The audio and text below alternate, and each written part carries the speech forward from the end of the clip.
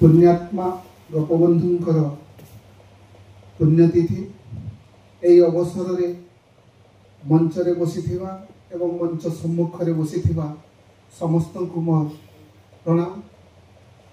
गोपबंधुंकर गोटे बाणी वास्तविक आज भी प्रत्येक भारतीय चेतना को उद्बुद्ध करे।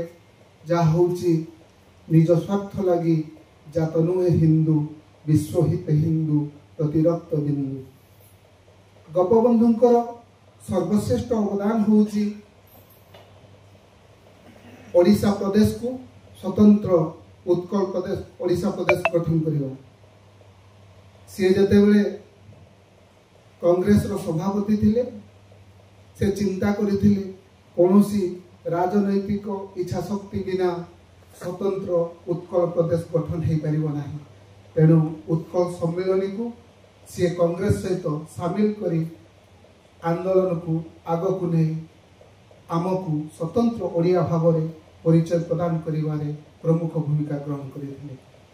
तांको परी एही महामानव जी सेवार मूर्तिमंत प्रतीक आज तांकर पुण्यतिथि रे मु तांको भक्तिपूत प्रणाम जणाई मोर अभिभाषण को एठी शेष करूँ।